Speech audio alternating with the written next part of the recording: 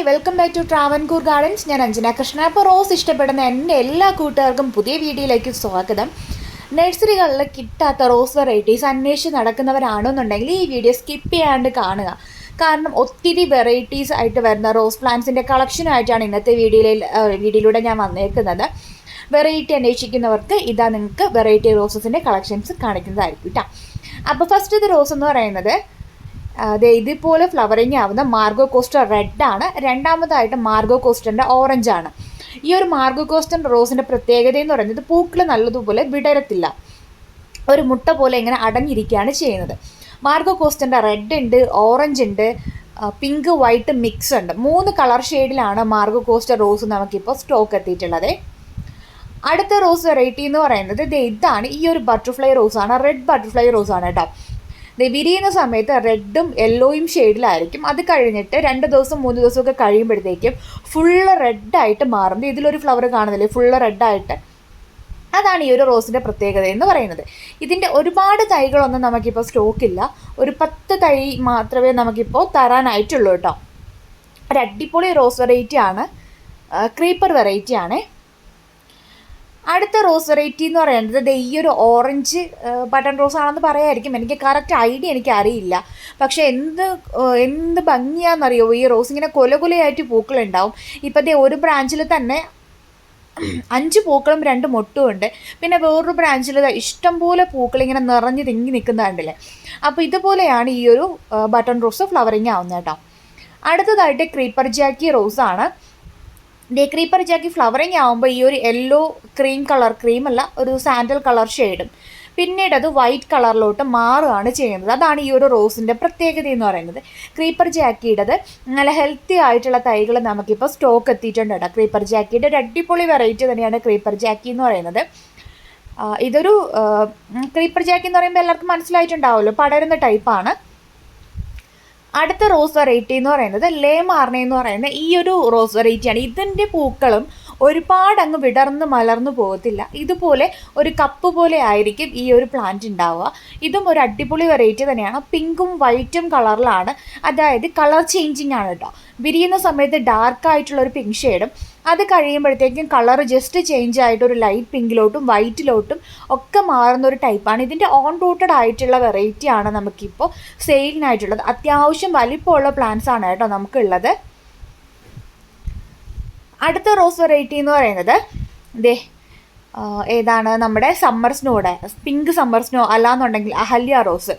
ഈ ഒരു വെറൈറ്റിയാണ്. ഇതിൻ്റെ നമുക്ക് വലിപ്പമുള്ള പ്ലാന്റ്സ് വരുന്നത് ബഡ്ഡിങ്ങും പിന്നെ ചെറിയ പ്ലാന്റ്സ് വരുന്നുണ്ട്. ചെറിയ പ്ലാന്റ്സ് നാടനും ആണ് കേട്ടോ അഹല്യ റോസിൻ്റെത്. അപ്പോൾ ഇതിൻ്റെ നമുക്ക് കുറച്ച് സ്റ്റോക്ക് ഇപ്പം എത്തിയിട്ടുണ്ട്. അഹല്യ റോസിൻ്റെത് പിങ്ക് സമ്മർ സ്നോ റോസ്, അല്ലാന്നുണ്ടെങ്കിൽ Ahalya rose, pink paper rose എന്ന് അറിയപ്പെടുന്നുണ്ട്. ഇത് വന്നിട്ട് ബീബോപ്പ് എന്ന് പറയുന്ന ഒരു റോസ് വെറൈറ്റി ആണ്. ഫസ്റ്റ് കാണിച്ചിട്ടുണ്ടായിരുന്ന റോസില്ലേ, ഒരു പിങ്ക് റെഡ് ബട്ടർഫ്ലൈ, ഇത് ഒരു പിങ്കും മജന്തയും ഷെയ്ഡിലാണ് കേട്ടോ ഇതിൻ്റെ പൂക്കൾ ഉണ്ടാവുക. പിന്നെ അടുത്ത് വന്നിട്ട് അബ്രാക്കാഡബ്ര എന്ന് പറയുന്നത് ഈ ഒരു റോസ് വെറൈറ്റി വളരെ റെയറായിട്ട് മാത്രം കണ്ടുവരുന്ന ഒരു റോസ് വെറൈറ്റിയാണ് അബ്രാക്കാഡബ്ര. മെറൂണും യെല്ലോ ഷെയ്ഡിലുമാണ് വരുന്നത്. മെറൂൺ കളറിൽ യെല്ലോ സ്ട്രൈപ്പ് വരുന്നൊരു റോസ് വെറൈറ്റിയാണ്. അടിപൊളിയായിട്ടുള്ളൊരു റോസ് വെറൈറ്റിയാണ് കേട്ടോ അബ്രാക്കാഡബ്ര. അടുത്ത റോസ് വെറൈറ്റി എന്ന് പറയുന്നത് നമ്മുടെ പീസ് ആൻഡ് ലവ് എന്ന് പറയുന്ന ഈ ഒരു റോസ് വെറൈറ്റിയാണ്. ഓറഞ്ചും യെല്ലോയും പിന്നെ ഒരു ഡാർക്കായിട്ടുള്ള ഓറഞ്ചും മാംഗോ യെല്ലോ ഷെയ്ഡിലൊക്കെയാണ് ഈ ഒരു പ്ലാന്റ് ഫ്ലവറിങ് ആവുന്നത്. ഒരു പൂങ്കുലയിൽ തന്നെ 2-3 ഷെയ്ഡ്സിൽ പൂക്കൾ ഉണ്ടാവുക എന്നുള്ളതാണ് ഈ ഒരു റോസിൻ്റെ പ്രത്യേകത എന്ന് പറയുന്നത്. ഇതേ കണ്ടില്ലേ, ഇതുപോലെ ആയിരിക്കും ഫ്ലവറിങ് ഉണ്ടാവുക കേട്ടോ. അടുത്ത റോസ് വെറൈറ്റി എന്ന് പറയുന്നത് ഇതാണ്. ഇത് നമ്മുടെ ബട്ടർഫ്ലൈ റോസാണ്. സിംഗിൾ പെറ്റലായിട്ടുള്ള മജന്ത ബട്ടർഫ്ലൈ റോസാണ്. ഒരു അടിപൊളി പ്ലാന്റ് തന്നെയാണ്, കൊലകൊലയായിട്ട് പൂക്കളുണ്ടാവും. പിന്നെ ലീഫും ഒക്കെ നോക്കിക്കഴിഞ്ഞാൽ നമ്മുടെ റോസിൽ നിന്നും വളരെ ഡിഫറെൻ്റ് ആണ്. അധികം മുള്ളുകളുടെ ശല്യമൊന്നും ഇല്ലാത്തൊരു റോസ് വെറൈറ്റിയാണ്. കൊലകൊലയായിട്ട് പൂക്കൾ ഉണ്ടാവും കേട്ടോ. നല്ല രസമാണ് ഈ ഒരു പ്ലാന്റ് ഇങ്ങനെ നിറഞ്ഞ് പൂത്ത് നിൽക്കുന്നത് കാണാനായിട്ട്. അടുത്ത റോസ് വെറൈറ്റി ഇതാണ്. മജന്തയും വൈറ്റും ഷെയ്ഡിലാണ് പൂക്കൾ വരുന്നത്. ഇതിങ്ങനെ നല്ലതുപോലെ ഫ്ലവറിങ് ആവുന്നൊരു റോസ് വെറൈറ്റിയാണ്. ഹൈബ്രിഡ് റോസ് വെറൈറ്റിയാണ് കേട്ടോ. അതേ കണ്ടില്ലേ, ഇതാണ് ഇങ്ങനെ നിൽക്കുമ്പോഴാണ് ഈ ഒരു പ്ലാന്റ് കാണാനായിട്ട് ഭംഗി എന്ന് പറയുന്നത്. അകത്ത് നമ്മൾ അടിയിലെ പെറ്റൽ നോക്കുമ്പോഴത്തേക്കും വൈറ്റ് ഷെയ്ഡ് വരുന്നുണ്ട്. പിന്നെ ഒരു മജന്ത, ഓവറോൾ ഒരു മജന്ത ഷെയ്ഡിലാണ് ഈ ഒരു പ്ലാന്റ് വരുന്നത്. പൂക്കൾക്ക് നല്ല വലിപ്പമുണ്ട്. അതുപോലെ തന്നെ നിറയെ ഇതളുകളോട് കൂടിയ ഒരു പ്ലാന്റ് ആണ് ഈ ഒരു റോസ് വെറൈറ്റി എന്ന് പറയുന്നത്. ഇതിൻ്റെയും വളരെ കുറച്ച് തൈകൾ മാത്രമേ സ്റ്റോക്കുള്ളൂ കേട്ടോ. പിന്നെയുള്ളത് റെയർ ആയിട്ടുള്ള പ്ലാന്റ്സ് ആണ് ഹെറോഗേറ്റ്. ഇത് ഓൺലൈനിൽ വേറെ ആരെങ്കിലും സെയിലിന് കൊണ്ടുവന്നിട്ടുണ്ടോ എന്ന് എനിക്കറിയില്ല. അങ്ങനത്തെ ഒരു റോസ് വെറൈറ്റി ആണ്, വളരെ റെയർ ആണ്. ഹെറോഗേറ്റ് എന്നാണ് ഐഡി വരുന്നത്. 2 ഷെയ്ഡിലാണ് പൂക്കൾ ഉണ്ടാവുക. വിരിയുന്ന സമയത്ത് യെല്ലോയും നെക്സ്റ്റ് ഡേ ആകുമ്പോൾ യെല്ലോവിനെ പെട്ടെന്ന് ഈ ഒരു ഓറഞ്ച് വന്നിട്ട് ഒരു പുതപ്പ് പോലെ മൂടിക്കളയും. അതാണ് ഈ ഒരു റോസിൻ്റെ പ്രത്യേകത എന്ന് പറയുന്നത്. അപ്പോൾ ഇതിങ്ങനെ നിറയെ പൂക്കും. പൂക്കൾക്ക് നല്ല വലിപ്പമുണ്ട്. നമ്മുടെ ഒരു കയ്യോളം തന്നെ വലിപ്പമുള്ളൊരു റോസ് വെറൈറ്റിയാണ് ഹെറോഗേറ്റ് എന്ന് പറയുന്നത്. അതുപോലെ തന്നെ ഇതിൻ്റെ ഒരു നേച്ചർ എന്ന് പറഞ്ഞു കഴിഞ്ഞാൽ അത്യാവശ്യം നല്ലതുപോലെ ഹൈറ്റിന് വളരും. കണ്ടില്ലേ, ഇതാണ് ഫസ്റ്റ് വിരിയുന്ന സമയത്ത് ഈ ഒരു യെല്ലോ ഷെയ്ഡായിരിക്കും ഉണ്ടാവുക. അതിന് ശേഷമാണ് ആദ്യം കാണിച്ച വീഡിയോ. അപ്പോൾ അങ്ങനത്തെ ഒരു റോസ് വെറൈറ്റിയാണ്.